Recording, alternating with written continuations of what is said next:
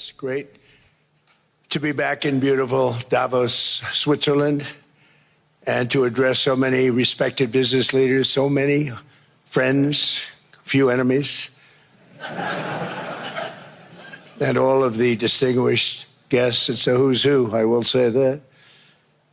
I've come to this year's World Economic Forum with truly phenomenal news from America. Yesterday marked the one-year anniversary of my inauguration, and today, after 12 months back in the White House, our economy is booming, growth is exploding, productivity is surging, investment is soaring, incomes are rising, inflation has been defeated, our previously open and dangerous border is closed and virtually impenetrable, and the United States is in the midst of the fastest and most dramatic economic turnaround in our country's history. Under the Biden administration, America was plagued by the nightmare of stagflation, meaning low growth and high inflation, a recipe for misery, failure, and decline. But now, after just 1 year of my policies, we are witnessing the exact opposite: virtually no inflation and extraordinarily high economic growth. Growth like, I believe you'll see very shortly, our country has never seen before, perhaps no country has ever seen before. Over the past 3 months, core inflation has been just 1.6%. Meanwhile, fourth quarter growth is projected to be 5.4%, far greater than anybody other than myself and a few others had predicted. Since the election, the stock market has set 52 all-time high records. So that's in 1 year, 52 records, adding $9 trillion in value to retirement accounts, 401ks, and people's savings. People are doing very well. They're very happy with me. Since my inauguration, we've lifted more than 1.2 million people off of food stamps, and after 4 years in which Biden secured less than $1 trillion of new investment in our country. Think of that, 1 trillion, substantially less than that. In 4 years, we've secured commitments for a record-breaking $18 trillion, and we think when the final numbers come out, they'll be closer to $20 trillion of investment. That's never been done by any country at any time, not even close. Just over 1 year ago, under the radical left Democrats, we were a dead country.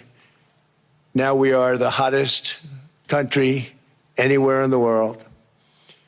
In fact, the United States economy is on pace to grow at double the rate that was projected by the IMF just last April.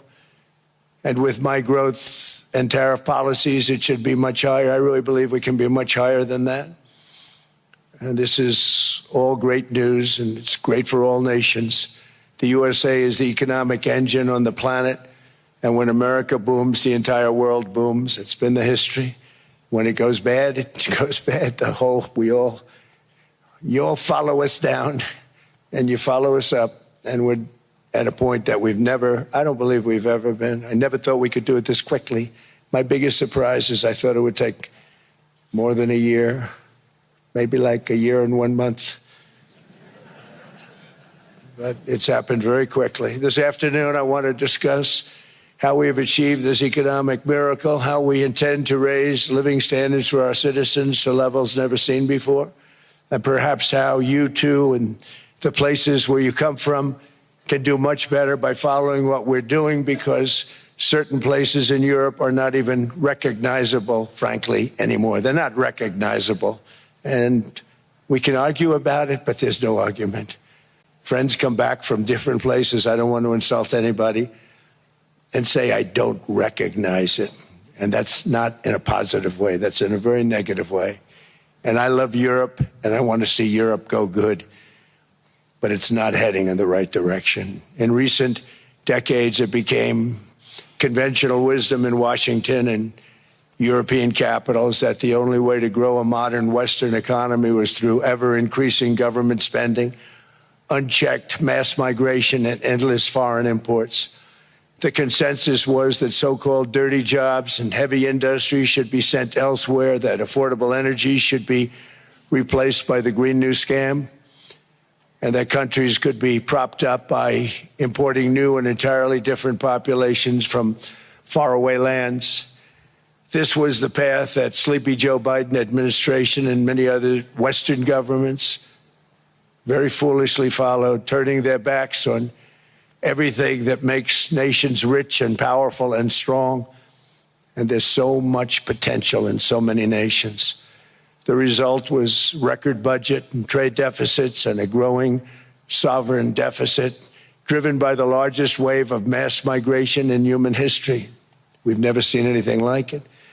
Quite frankly, many parts of our world are being destroyed before our very eyes, and the leaders don't even understand what's happening.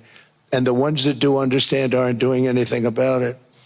Virtually all of the so-called experts predicted my plans to end this failed model would trigger a global recession and runaway inflation. But we have proven them wrong. It's actually just the opposite. In 1 year, our agenda has produced a transformation like America has not seen in over 100 years. Instead of closing down energy plants, we're opening them up. Instead of building ineffective, money-losing windmills, we're taking them down and not approving any. Instead of empowering bureaucrats, we're firing them, and they're going out and getting jobs in the private sector for 2 and 3 times what they were making in government.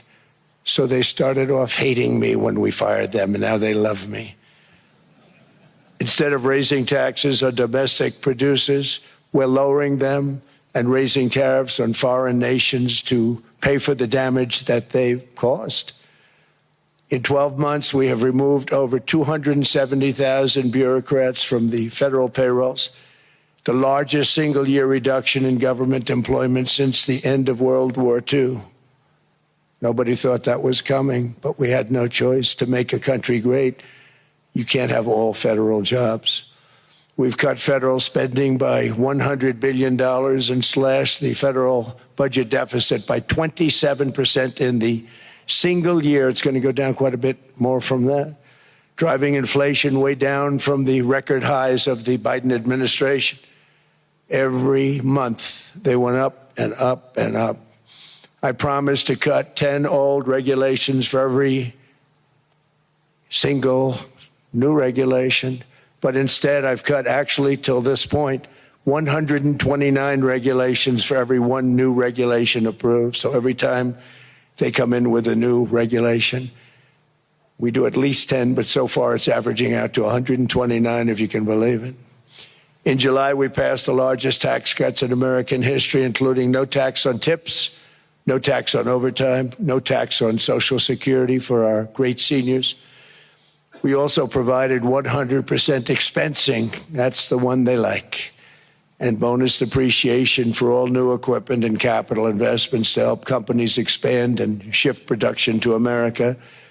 They are so in love with that. They build a plant, they're able to deduct it immediately, the whole thing, rather than waiting 38 to 41 years in the old days. This is a miracle taking place. Nobody thought it would ever be done by any country, but it's done by us. It was what made my first term the most successful 4-year term that we've ever had from a financial standpoint. And now we've upped it. This is a 10-year program, not a 1-year program. But you're allowed to deduct everything in 1 year. It used to be 38 to 41 years. With tariffs, we've radically reduced our ballooning trade deficit, which was the largest in world history. We were losing more than $1 trillion every single year, and it was just wasted. It was going to waste. But in 1 year, I slashed our monthly trade deficit by a staggering 77%, and all of this with no inflation, something everyone said could not be done. There were a couple of brilliant people that actually thought I was doing the right thing. I thought I was doing the right thing. Now they all think I'm doing the right thing because they can't believe the numbers. American exports are now up by more than $150 billion. Domestic steel production is up by 300,000 tons a month, and it's doubling over the next 4 months. It's doubling and tripling, and we have steel plants being built all over the country. Nobody thought they'd see that. Factory construction is up by 41%, and that number is really going to skyrocket right now because that's during a process that they're putting in to get their approvals, and we've given very, very quick, fast approvals. In the process, we've made historic trade deals with partners covering 40% of all U.S. trade. Some of the greatest companies and countries in the world. We have countries as our partner, too. The European nations, Japan, South Korea. They're our partners. They've gone into massive deals with us, especially on oil and gas. And these agreements raise growth and cause stock markets to boom, not only in the U.S., but virtually every country that came to make a deal, because, as you've learned, when the United States goes up, you follow. It's really become a staple. In America, I've stopped the nation-wrecking energy policies that drive up prices while sending jobs and factories to the world's worst polluters. They are indeed polluters. Under sleepy Joe Biden, new domestic oil and gas leases fell by 95%. Think of that. And they wonder, why was gasoline going up so fast? The gasoline actually topped $5 a gallon, and some places $7 a gallon, and more than 100 major power plants were violently shut down by incompetent people that had no idea what the hell they were doing. Under my leadership, U.S. natural gas production is at an all-time high by far. U.S. oil production is up by 730,000 barrels a day, and last week we picked up 50 million barrels from Venezuela alone. Venezuela has been an amazing place for so many years, but then they went bad with their policies. 20 years ago, it was a great country, and now it's got problems, but we're helping them. And those 50 million barrels, we're going to be splitting up with them, and they'll be making more money than they've made in a long time. Venezuela is going to do fantastically well. We appreciate all of the cooperation we've been giving. We've been giving great cooperation. Once the attack ended, and they said, let's make a deal. More people should do that. But Venezuela is going to make more money in the next 6 months than they've made in the last 20 years. Every major oil company is coming in with us. It's amazing. It's a beautiful thing to see. The leadership of the country has been very good. They've been very, very smart. The price of gasoline is now below $2.50 a gallon in many states, $2.30 a gallon in most states. Then we'll soon be averaging less than $2 a gallon. In many places, it's already down even lower, $1.95 a gallon. Numerous states are at $1.99, numbers that nobody has heard for years. Actually, since my last administration, we got it down to around those numbers. I've signed an order directing and approval of many new nuclear reactors. We're going heavy into nuclear. I was not a big fan because I didn't like the risk, the danger. But they have the progress they've made with nuclear is unbelievable, and the safety progress they've made is incredible. We're very much into the world of nuclear energy, and we can have it now at good prices and very, very safe. And we're leading the world in AI by a lot. We're leading China by a lot. I think President Xi respects what we've done, in part because I've allowed these big companies building these massive buildings to build their own electric capacity. They're building their own power plants, which, when added up, is more than any country anywhere in the world is doing. I read recently an article in the Wall Street Journal that China's creating so much energy, and they are. You got to hand it to them.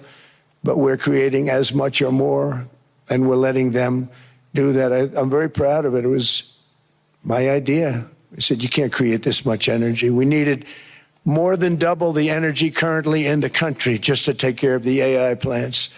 And I said, we can't do that. We have an old grid system. And I came up with the idea, you know, you people are brilliant, you have a lot of money. Let's see what you can do. You can build your own electric generating plants. And they looked at me, they didn't believe me. All of the names that are, I think, in the room right now, if you want to know the truth, they didn't believe it. And I said, no, you can't. They came back 2 weeks and they didn't have the plant. They said, we thought you were kidding. I said, no, not only am I not kidding, you're going to have your approvals within 2 weeks. I always say nuclear will take 3 weeks. But most aren't going that. They're going oil and gas. They're even going coal in some cases. Because of my landslide election victory, the United States avoided the catastrophic energy collapse which befell every European nation that pursued the Green New Scam, perhaps the greatest hoax in history. The Green New Scam, windmills all over the place, destroy your land, destroy your land. Every time that goes around, you lose $1,000. You're supposed to make money with energy, not lose money. Here in Europe, we've seen the fate that the radical left tried to impose on America. They tried very hard. Germany now generates 22% less electricity than it did in 2017. And it's not the current chancellor's fault. He's solving the problem. He's going to do a great job. But what they did before he got there, I guess that's why he got there. And electricity prices are 64% higher. The United Kingdom produces just 1/3 of the total energy from all sources that it did in 1999. Think of that, 1/3. And they're sitting on top of the North Sea, one of the greatest reserves anywhere in the world, but they don't use it. And that's one reason why their energy has reached catastrophically low levels with equally high prices. High prices, very low levels. Think of that, 1/3. And you're sitting on top of the North Sea. And they like to say, well, you know, that's depleted. It's not depleted. It's got 500 years. They haven't even found the oil. The North Sea is incredible. They don't let anybody drill. Environmentally, they don't let them drill. They make it impossible for the oil companies to go. They take 92% of the revenues. So the oil companies say, we can't do it. They came to see me. Is there anything you can do? I want Europe to do great. I want UK to do great. They're sitting on one of the greatest energy sources in the world, and they don't use it. In fact, their electricity prices have soared 139%. There are windmills all over Europe. There are windmills all over the place, and they are losers. One thing I've noticed is that the more windmills a country has, the more money that country loses and the worse that country is doing.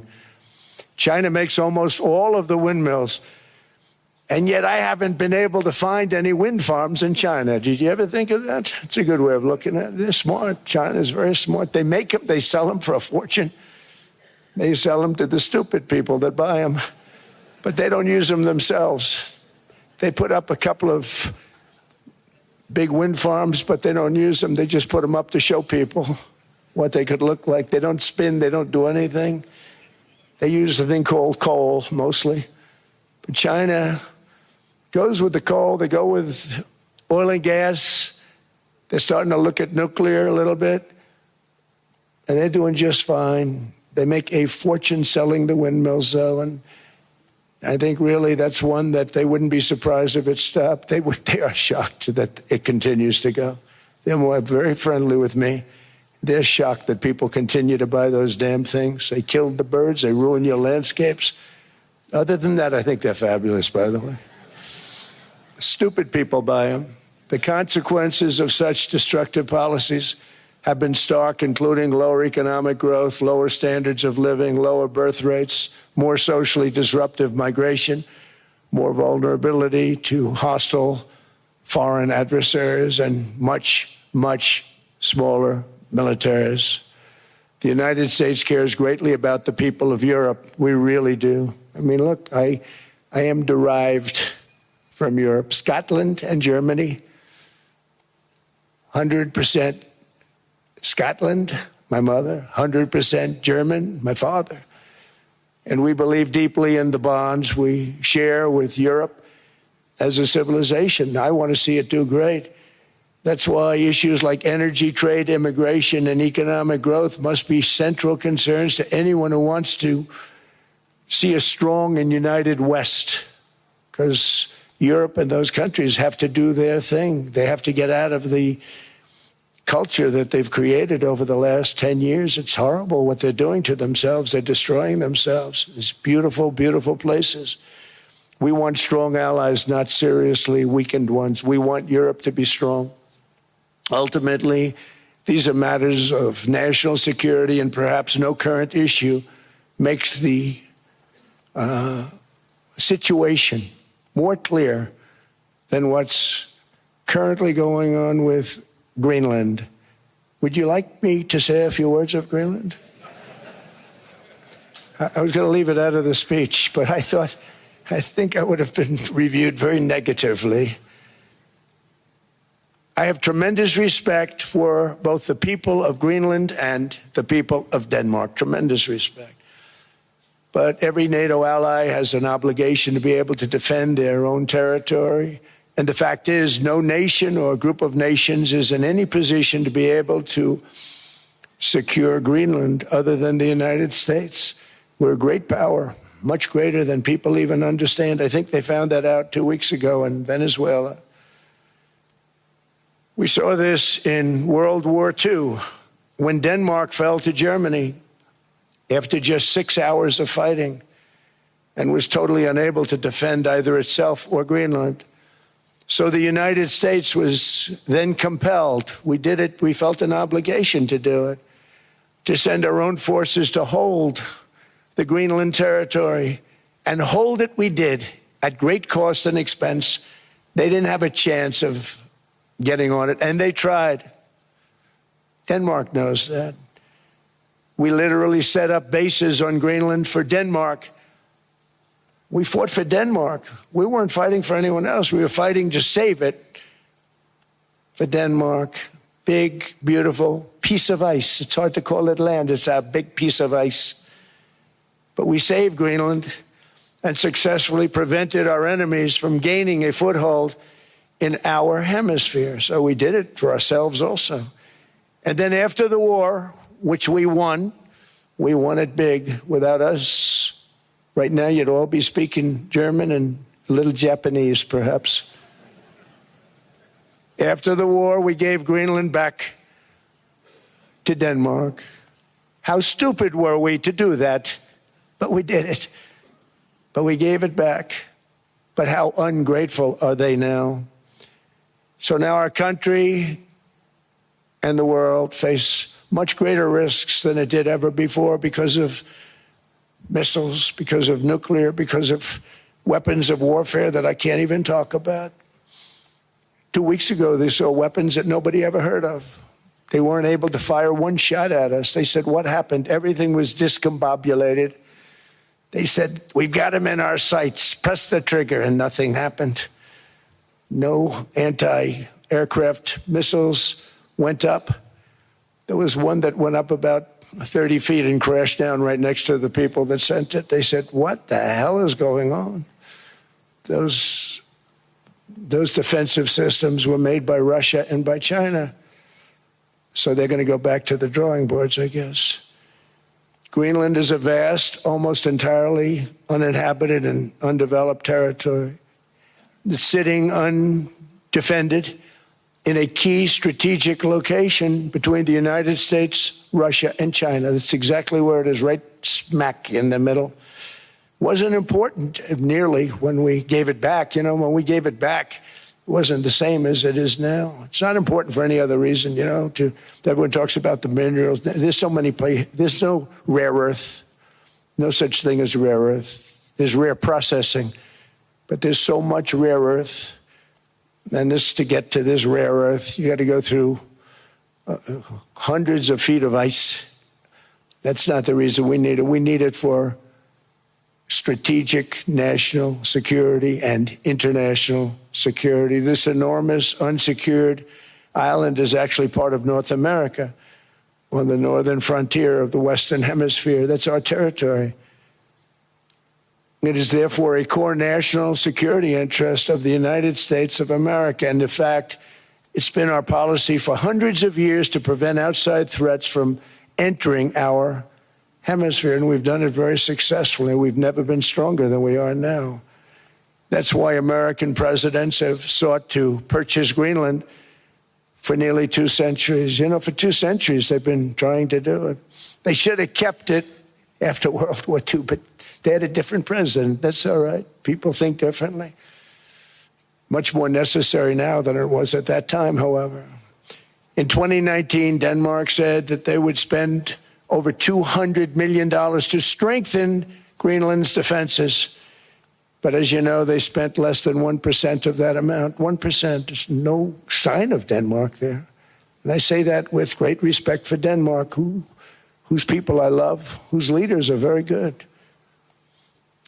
It's the United States alone that can protect this giant mass of land, this giant piece of ice, develop it and improve it and make it so that it's good for Europe and safe for Europe and good for us.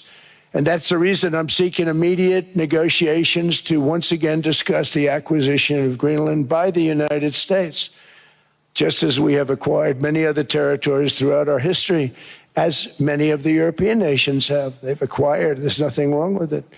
Many of them, some went in reverse, actually, if you look. Some had great, vast wealth, great, vast lands all over the world. They went in reverse. They're stuck back where they started.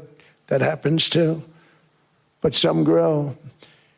But this would not be a threat to NATO. This would greatly enhance the security of the entire alliance, the NATO alliance. The United States is treated very unfairly by NATO. I want to tell you that. And when you think about it, nobody can dispute it. We give so much and we get so little in return. And I've been a critic of NATO for many years. And yet I've done more to help NATO than any other president by far, than any other person. You wouldn't have NATO if I didn't get involved in my first term. The war with Ukraine is an example. We are thousands of miles away, separated by a giant ocean. It's a war that should have never started, and it wouldn't have started if the 2020 U.S. presidential election weren't rigged. It was a rigged election. Everybody now knows that. They found out. People will soon be prosecuted for what they did. It's probably breaking news, but it should be. It was a rigged election. You can't have rigged elections. You need strong borders, strong elections, and ideally a good press. I always say it. Strong borders, strong elections, free, fair elections, and a fair media. The media is terrible. It's very crooked. It's very biased, terrible. But someday it'll straighten out because it's losing all credibility. Think of it. When I went in a landslide, a giant landslide, won all 7 swing states, won the popular vote, won everything, and they only get negative press. That means that it has no credibility. And if they're going to get credibility, they're going to have to be fair. So you need a fair press. But you also need those other elements. And I inherited a terrible, terrible situation. If you look, the border was open. The inflation was raging. Everything was bad with the United States when I came into office. But I also inherited a mess with Ukraine and Russia, something that would have never happened. And I know Putin very well. He and I would discuss Ukraine. It was the apple of his eye, but he wasn't going to do anything. I said, Vladimir, you're not doing it. He would never have done it. It was terrible what happened. I could see it happening, too. After I left, I could see it happening. Biden had given Ukraine and NATO $350 billion, a staggering sum, $350 billion. I came in, and just like the southern border, just like inflation, just like our economy, I said, wow, this place is in trouble, meaning our country. All of these things were out of control. But the border was out of control. We fixed it with the strongest border anywhere in the world. And I've now been working on this war for 1 year, during which time I settled 8 other wars. India, Pakistan. I settled other wars that were Vladimir Putin called me, Armenia, Azerbaijan, He said, I can't believe you settled that one. They were going on for 35 years. I settled it in one day. And President Putin called me. He said, you know, I can't believe I've worked on that war for 10 years trying to settle it. I couldn't do it. I said, do me a favor, focus on settling your war. Don't worry about that one. What does the United States get out of all of this work, all of this money, other than death, destruction, and massive amounts of cash going to people who don't appreciate what we do? They don't appreciate what we do. I'm talking about NATO, I'm talking about Europe. They have to work on Ukraine. We don't. The United States is very far away. We have a big, beautiful ocean separating us. We have nothing to do with it. Until I came along, NATO was only supposed to pay 2% of GDP. But they weren't paying, most of the countries weren't paying anything. The United States was paying for virtually 100% of NATO. And I got that stopped. I said, that's not fair. But then, more importantly, I got NATO to pay 5%, and now they were paying, and now they are paying. So something nobody said was possible. They said, we will never go up higher than 2%. But they went to 5%, and now they're paying the 5. They didn't pay the 2, and now they're paying the 5. And they're stronger for it, and they have an excellent, by the way, Secretary General, who's possibly in the room. Mark, are you here? Yes, he's here. Hello, Mark. We never asked for anything, and we never got anything. We probably won't get anything unless I decide to use excessive strength and force where we would be, frankly, unstoppable. But I won't do that. Okay? Now everyone's saying, oh, good. That's probably the biggest statement I made, because people thought I would use force. I don't have to use force. I don't want to use force. I won't use force. All the United States is asking for is a place called Greenland, where we already had it as a trustee, but respectfully returned it back to Denmark not long ago after we defeated the Germans, the Japanese, the Italians, and others in World War II. We gave it back to them. We were a powerful force then, but we are a much more powerful force now. After I rebuilt the military in my first term and continue to do so today, we have a budget of $1.5 trillion. We're bringing back battleships. The battleship is 100 times more powerful than the great battleships you saw in World War II, those great, big, gorgeous ships, the Missouri, the Iowa, the Alabama. Because I thought maybe we could take them out of mothballs. They said, no, sir, these ships are 100, think of that, 100 times more powerful than those big, magnificent pieces of art that you saw so many times ago, that you still see on television. You say, wow, what a force. 100 times, each ship 100 times more powerful than the big battleships of the past. So that was the end of the mothball story. So what we have gotten out of NATO is nothing except to protect Europe from the Soviet Union and now Russia. I mean, we've helped them for so many years. We've never gotten anything, except we pay for NATO. And we paid for many years until I came along. We paid for, in my opinion, 100% of NATO because they weren't paying their bills. And all we're asking for is to get Greenland, including right title and ownership, because you need the ownership to defend it. You can't defend it on a lease. Number one, legally it's not defensible that way, totally. And number two, psychologically, who the hell wants to defend a license agreement or a lease, which is a large piece of ice in the middle of the ocean where if there is a war, much of the action will take place on that piece of ice. Think of it. Those missiles would be flying right over the center of that piece of ice. All we want from Denmark for national and international security and to keep our very energetic and dangerous potential enemies at bay is this land on which we're going to build the greatest golden dome ever built. We're building a golden dome that's going to, just by its very nature, going to be defending Canada. Canada gets a lot of freebies from us, by the way. They should be grateful also, but they're not. I watched your Prime Minister yesterday. He wasn't so grateful. But they should be grateful to us. Canada lives because of the United States. Remember that, Mark, the next time you make your statements. What we did for Israel was amazing, but that's nothing compared to what we have planned for the United States, Canada, and the rest of the world. We are going to build a dome like no other. We did it for Israel. And by the way, I told Bibi, stop taking credit for the dome. That's our technology. That's our stuff. But they had a lot of courage, and they were good fighters, and they did a good job, and we wiped out the Iran nuclear threat like nobody can believe. Nobody's ever seen anything like it. That, Venezuela, taking down Soleimani, wiping out al-Baghdadi when he tried to reinstitute ISIS. We did a lot.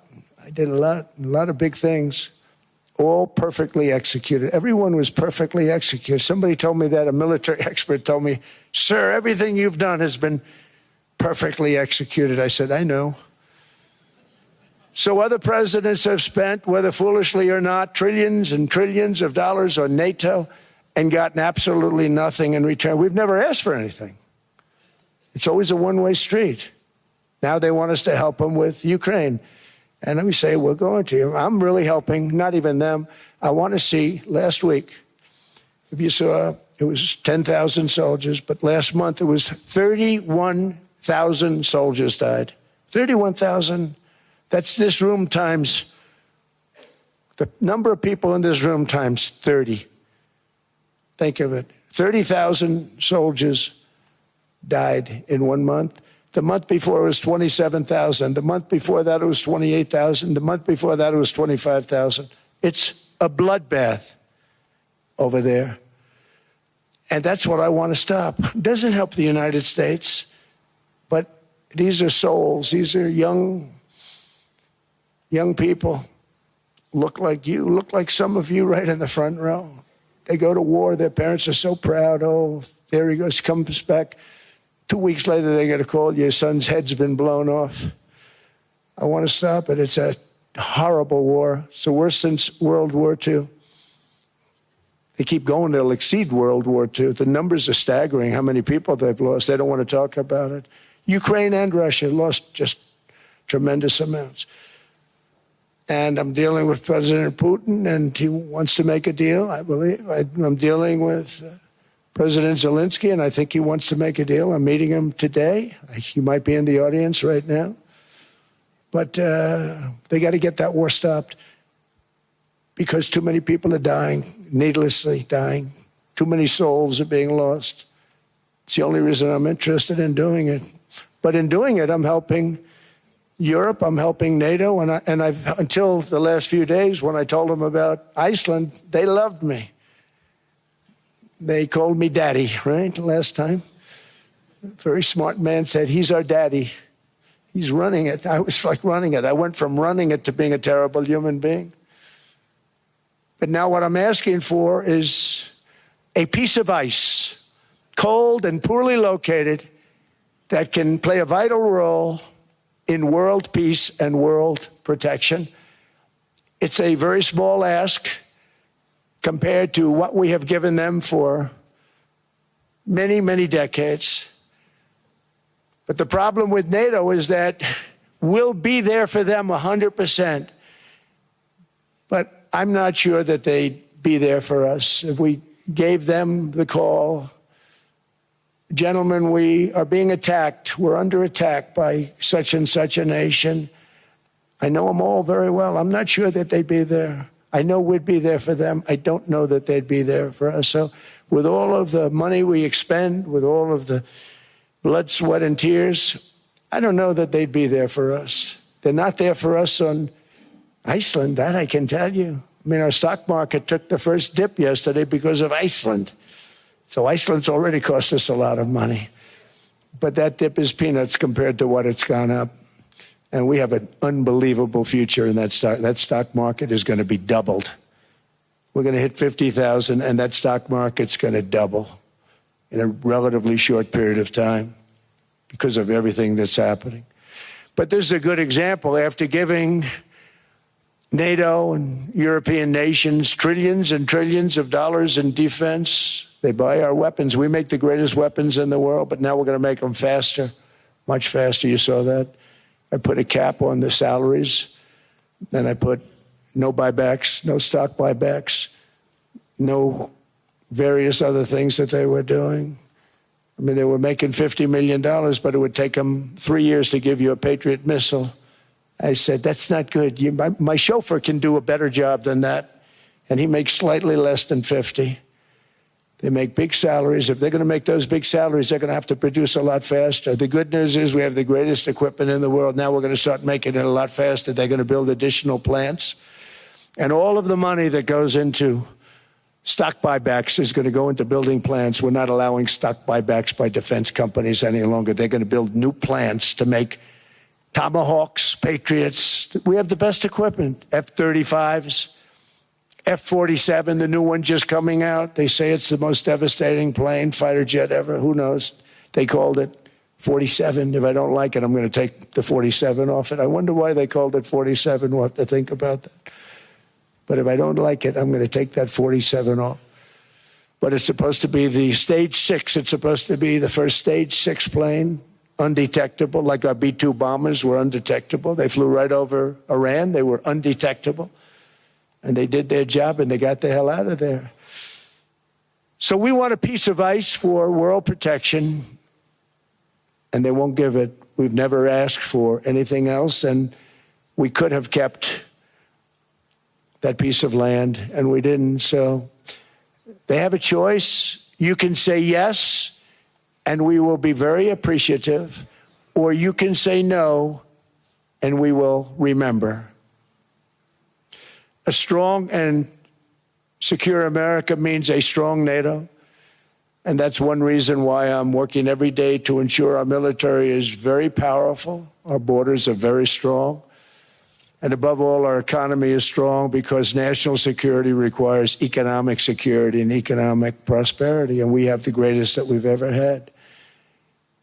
Biden and his allies destroyed our economy and gave us perhaps the worst inflation in American history. They say 48 years, I say forever, but I think 48 years is the equivalent to forever.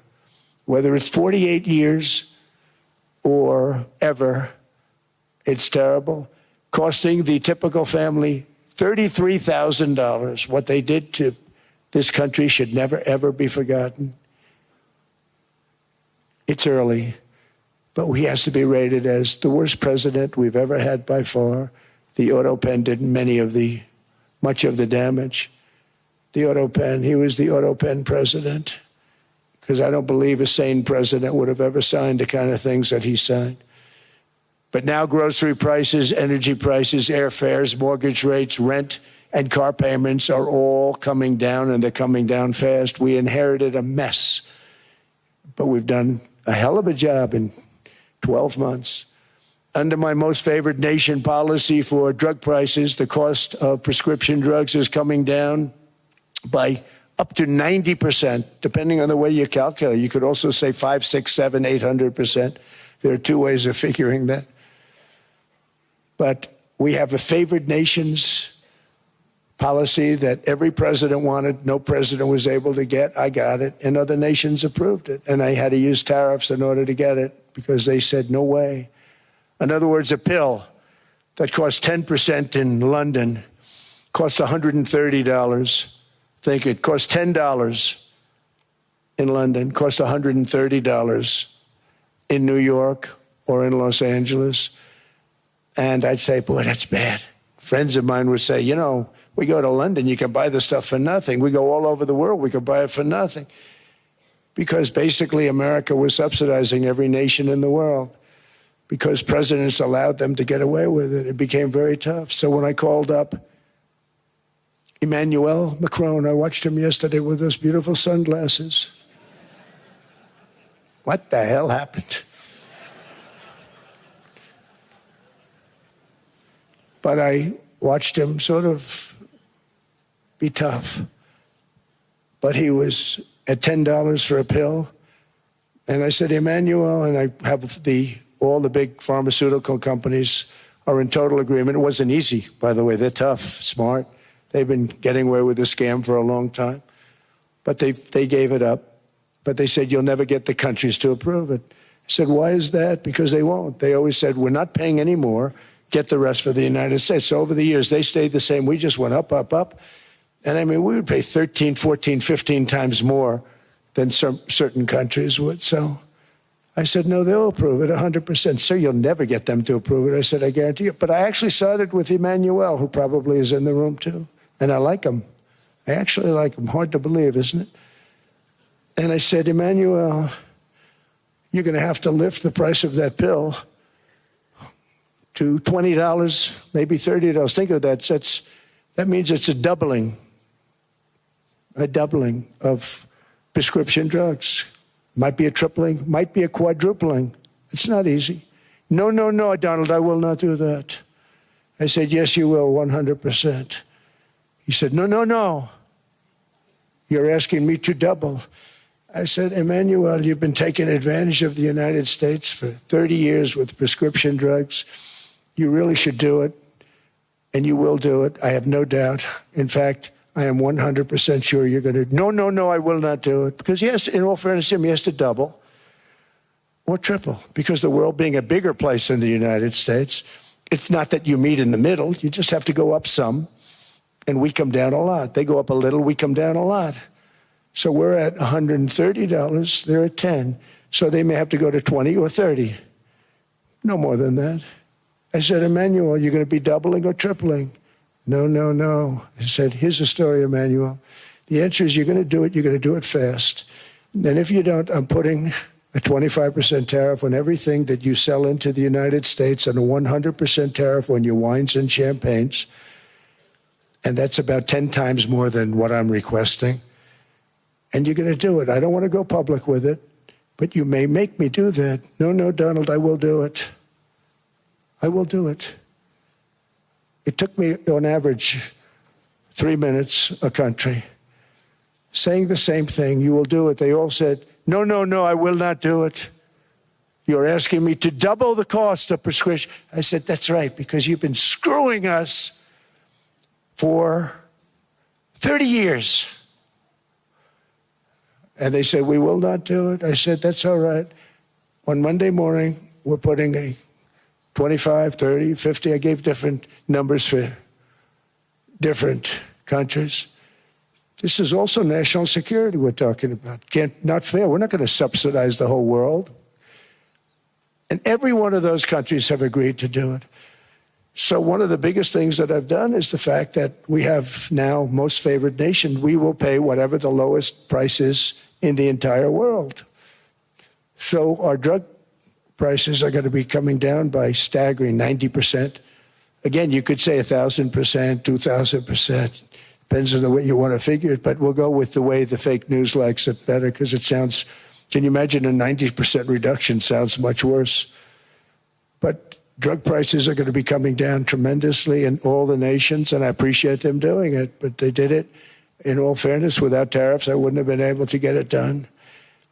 After declining $3,000 under Biden, real incomes are up in the United States by $2,000, $3,000, and even $5,000 and more. Homeownership has always been a symbol of health and vigor of American society, but that goal fell out of reach for millions and millions of people in the Biden era because interest rates went up so high. Today, I'm taking action to bring back this bedrock of the American dream. In recent years, Wall Street giants and institutional investment firms, many of you are here, many of you are good friends of mine, many of you are supporters. Sorry to do this to you, I'm so sorry. But you've driven up housing prices by purchasing hundreds of thousands of single-family homes, and it's been a great investment for them. Often as much as 10% of houses on the market. You know, the crazy thing is a person can't get depreciation on a house, but when a corporation buys it, they get depreciation. Okay, that's something we're going to have to think about too. I don't know if too many people think about that. You buy a corporation, they buy 500 houses, they buy hundreds of thousands, they buy 500 houses, they can take depreciation. A person sweats and works and buys one house they can. But homes are built for people, not for corporations, and America will not become a nation of renters. We're not going to do that. That's why I have signed an executive order banning large institutional investors from buying single-family homes. It's just not fair to the public. They're not able to buy a house. And I'm calling on Congress to pass that ban into permanent law, and I think they will. One of the biggest barriers to saving for a down payment has been surging credit card debt. The profit margin for credit card companies now exceeds 50%, one of the biggest. And they charge Americans interest rates of 28%, 30%, 31%, 32%. Whatever happened to usury? So to help our citizens recover from the Biden disaster, all caused by this horrible precedent, I'm asking Congress to cap credit card interest rates at 10% for 1 year. And this will help millions of Americans save for a home. They have no idea they're paying 28%. They go out there a little late in their payment and they end up losing their house. It's terrible. To unleash innovation in savings and financing, I'm also working to ensure America remains the crypto capital of the world. And to that end, last year, I signed the landmark Genius Act into law. Now Congress is working very hard on crypto market structure legislation, Bitcoin, all of them, which I hope to sign very soon, unlocking new pathways for Americans to reach financial freedom. And I did it for two reasons. Number one, I thought it was politically good, and it was. I got tremendous political support. But more importantly, China wanted that market too. It's just like they want the AI. And we've got that market, I think, pretty well locked up. If I didn't do it, Biden was totally against it until before the election when they realized that, there were millions of people voting against him over crypto. And all of a sudden they loved it very much, but it was too late. They blew it. But it is politically popular, but it's much more importantly, we have to make it so that China doesn't get the hold of it. And once they have that hold, we're not going to be able to get it back. So I'm honored to have done it. Finally, I've instructed government-backed institutions to purchase up to $200 billion in mortgage bonds to bring down interest rates. And I'll be announcing a new Fed chairman in the not-too-distant future. I think he'll do a very good job. See, I gave away some of it. He did give that away. So we have something, got something, but somebody that's very respected. They're all respected. They're all great. Everyone that I interviewed is great. Everyone could do, I think, a fantastic job. Problem is they change once they get the job. They do. They're saying everything I want to hear, and then they get the job. They're locked in for 6 years. They get the job, and all of a sudden, let's raise rates a little bit. I call them, sir, we'd rather not talk about this. It's amazing how people change once they have the job, but it's too bad. Sort of disloyalty, but they got to do what they think is right. We have a terrible chairman right now, Jerome, too late Powell. He's always too late. And he's very late with interest rates, except before the election. He was just fine for the other side. So we're going to have somebody that's great, and we hope he does the right job. Last week, the average 30-year mortgage rate dropped below 6% for the first time in many years. Another major factor in driving up housing costs was the mass invasion of our borders. And I have to say one thing about housing, because nobody ever says this. I am very protective of people that already own a house, of which we have millions and millions and millions. And because we have had such a good run, the house values have gone up tremendously. And these people have become wealthy. They weren't wealthy. They become wealthy because of their house. And every time you make it more and more and more affordable for somebody to buy a house cheaply, you're actually hurting the value of those houses, obviously, because the one thing works in tandem with the other. And I don't want to do anything that's going to hurt the value of people that own a house who, for the first time in their lives, are walking around the streets of whatever city they're in, very proud that their house is worth $500,000, $600,000, $700,000. Now, if I want to really crush the housing market, I could do that so fast and people could buy houses, but you would destroy a lot of people that already have houses. In some cases, they've mortgaged their house, and the mortgage would be very low. And all of a sudden, the mortgage without any changes becomes very high, and they end up losing the house. I'm not going to hurt, and I speak with Scott, who's doing a fantastic job, and Howard, who's doing a fantastic job, and all of my people. And I always say, look, you know, I can crush the hell out of the market. We can drop interest rates to a level, and that's one thing we do want to do. That's natural. That's good for everybody. You know, the dropping of the interest rates, we should be paying a much lower interest rate than we are. We should be paying the lowest interest rate of any country in the world, because without the United States, you don't have a country. I mean, I had a case with Switzerland. We happened to be in Switzerland. Maybe I'll give you a quick story. But they were paying nothing. They make beautiful watches, great watches, Rolex, all of them. They were paying nothing to the United States when they sent their product in. And we had a $41 billion deficit. $41 billion with this beautiful place. Flew over it, isn't it nice? So I said, let's put a 30% tariff on them so that we get back some of it, not all of it at all. We still have a deficit, big deficit. We had 41 million. That's a big deficit. And I said, let's put a tariff on. Different tariffs, different places. You're all party to them. In some cases, victims to them. But in the end, it's a fair thing. And most of you realize that.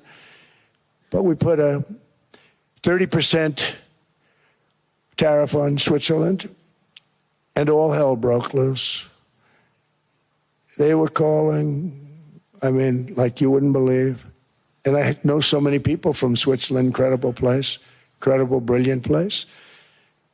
But I didn't realize that they're only good because of us. And there's so many other examples. I mean, us, probably other places, but a majority of the money they make is because of us, because we never charged them anything.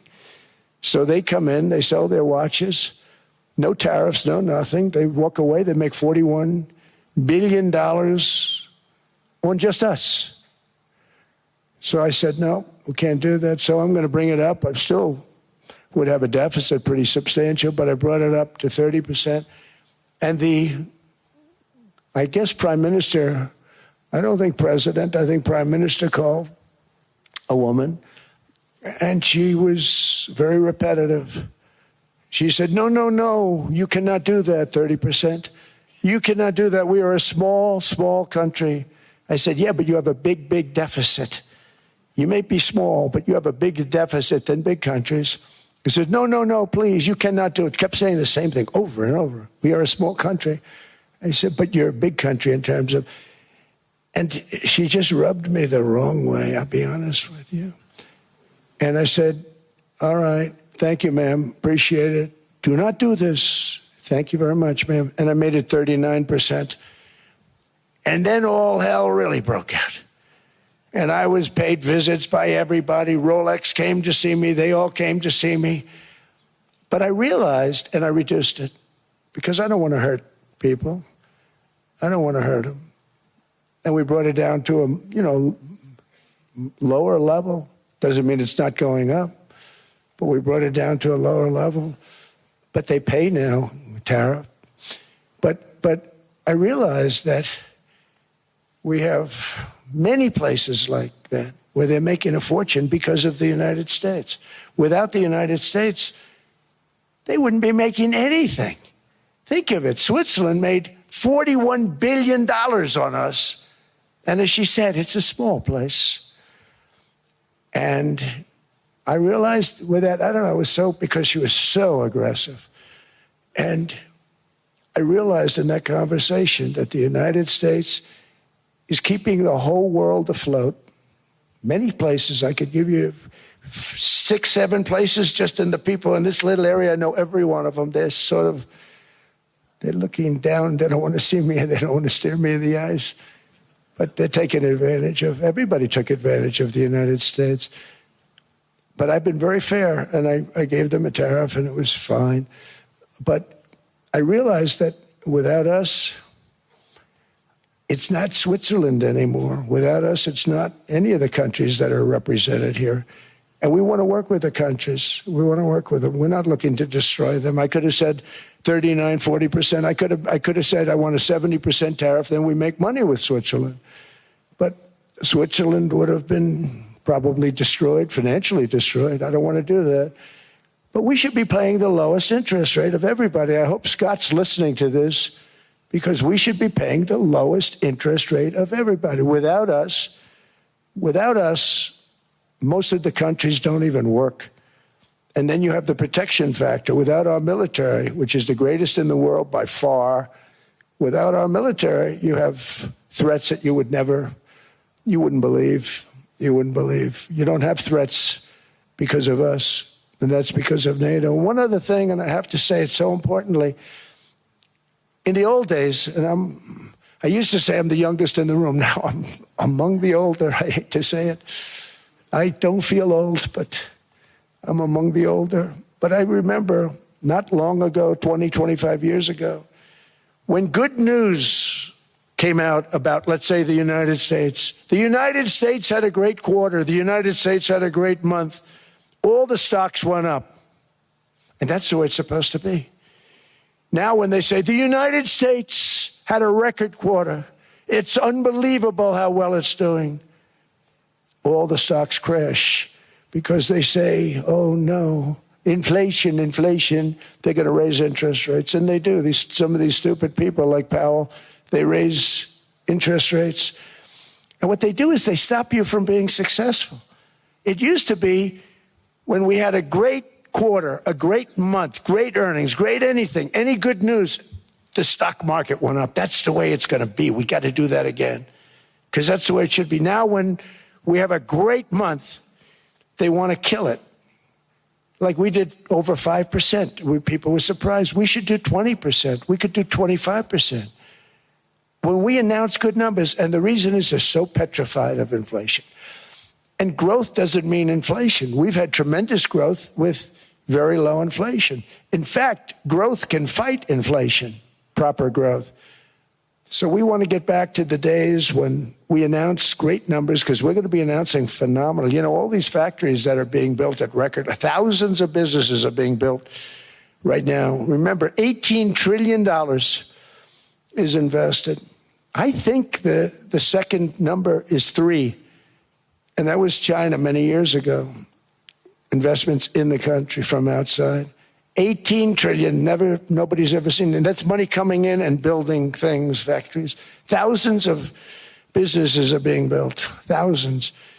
Hundreds of big factories, car plants are moving back to the United States. They're coming in from Canada, they're coming in from Mexico, from Japan. Japan's coming in and building plants here in order to avoid tariffs. They're coming in from China, they're coming in from all over the world. We have more plants being built now, car plants, than we've ever had built, even in the heyday from the 1940s and 50s. And they're bigger. They don't use renovations anymore where they take an old plant, they rip it down, they build a brand new plant, super modern plant. But it's happening at levels that nobody's ever seen. In 2024, the U.S. built less than 2 million new homes, but Biden admitted more than 8 million new migrants. And those days are over. In 2025, for the first time in 50 years, the United States had reverse migration. Boy, that was nice. And these were criminals that were being taken out of our country because they allowed people to come into our country from jails, from gangs, drug dealers, murderers.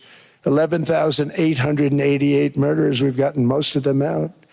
And then ICE gets beat up by stupid people from leadership in Minnesota. We actually are helping Minnesota so much, but they don't appreciate it. Most places do. You know, Washington, D.C. is the safest place now in the United States. It was a very dangerous place to walk, and now you can walk with your wife, your kids, right through the middle of the city. Right now, Washington, D.C. is as safe as it gets. It was one of the most unsafe, I had to admit. We sent in the military, the National Guard. Within 2 months, it was great. Within 3 months, it's like a really great place and a safe place and a beautiful place. It's even been cleaned up. The graffiti's gone. The fences are gone. We don't have to worry about fences anymore. All of the places, the grasses are cut. and replaced with new grass in many cases. It's all going to happen in the spring. But Washington and D.C. is beautiful again, and it's safe. New restaurants are opening up. They were all closing. Now you can't get into a restaurant. Restaurants in Washington, D.C. are all opening. Memphis also, Memphis, Tennessee, New Orleans, Louisiana. We're there for 3 weeks. We've cut the crime down by 64%. Within another month, we'll have virtually no crime there. We can do that all over. We're going to help the people in California. We want to have no crime. I know Gavin was here. I used to get along so great with Gavin when I was president. Gavin's a good guy. And we're going to, if he needed it, I would do it in a heartbeat. I'd love to see. We did help them a lot in Los Angeles, a lot with the early in my term when they had some problems. But we would love to do it. I will say this, if I were a Democrat governor or whatever, I would call up Trump. I'd say, come on in, make us look good. Because we're cutting crime down to nothing. And we're taking people out, career criminals who are only going to do bad things, and we're bringing them back to their countries. But where we've done it, it's been amazing. And we have a capacity to do it at much greater levels. We're cutting illegal aliens off welfare and other government benefits, and I have directed that starting immediately, there will be no more payments to sanctuary cities because they are really just sanctuaries for criminals. They're really protecting criminals, and those are the ones we have to get out of the country. Murderers, drug dealers, the mentally insane. They emptied their mental institutions into the United States. And despite that, we have the lowest crime numbers that we've ever had in the history of the country. Just came out. But equally importantly, we're cracking down on more than $19 billion in fraud that was stolen by Somalian bandits. Can you believe that Somalia? They turned out to be higher IQ than we thought. I always say these are low IQ people. How did they go into Minnesota and steal all that money? And we have, they're pirates. They're good pirates, right? But we shoot them out of the water just like we shoot the drug boats out. They're not pirating too many boats lately, do you notice?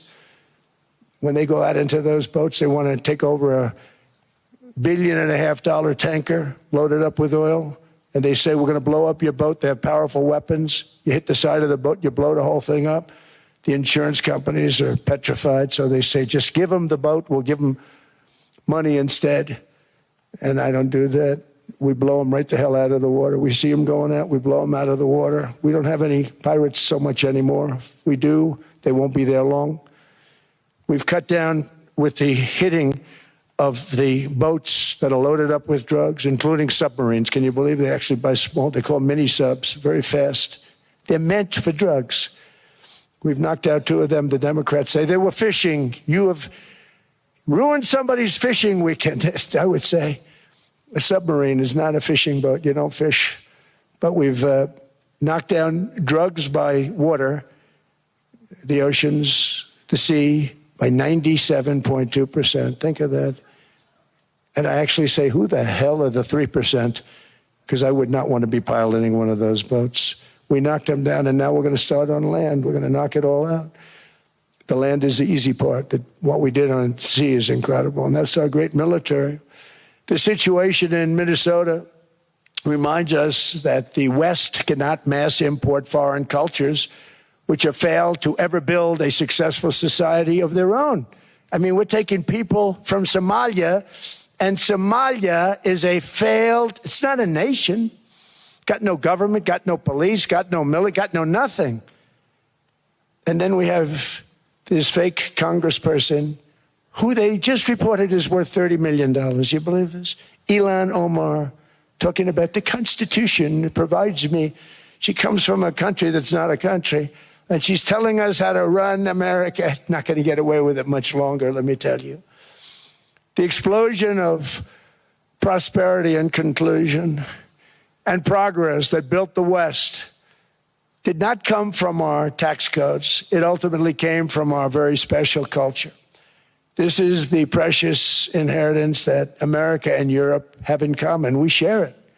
We share it, but we have to keep it strong. We have to become stronger, more successful, and more prosperous than ever. We have to defend that culture and rediscover the spirit that lifted the West from the depths of the Dark Ages to the pinnacle of human achievement. We live in an incredible, changing period. It's an unbelievable time, but we have to take advantage of the time that we're in. In our hands are technologies that our ancestors could scarcely have. I mean, they couldn't have even dreamt some of the things that we see today. And so rapidly they're produced. I mean, AI, 2 years ago, nobody ever heard of the term, and now everybody's talking about it. And it can have some very good purpose. It could also have some dangerous purpose, and for that we have to watch out. But some tremendous things are happening because of it. And we're leading by so much. We're doing so well. But opportunities that are bigger and grander than ever before in human history are right before us. It is the pioneers in this room. Many of you in this room are true pioneers. You're truly brilliant people. Just your ability to get a ticket is brilliant because you have about 50 people for every seat. I don't know what. That's Larry. Everything Larry touches turns to gold. He made this very successful. But you're in this room, and some of you are the greatest leaders anywhere in the world. You're the greatest brains anywhere in the world. And the future is unlimited, and to a large part because of you, and we have to protect you, and we have to cherish you. I always say we have to cherish our brilliant people because there aren't many of them. So together with confidence, boldness, and persistence, let us lift up our people, grow our economies, defend our shared destiny, and build a future for our citizens that is more ambitious, more exciting, more inspiring, and greater than the world has ever seen. We're in a position to do things that nobody else has ever even thought of before. And many of the people in this room are the ones that are doing it. And I want to congratulate you, and I'm with you all the way. You can do things that nobody else can even think about. So I congratulate you on your tremendous success. And the United States is back, bigger, stronger, better than ever before. And I'll see you around. Thank you all very much. Thank you very much.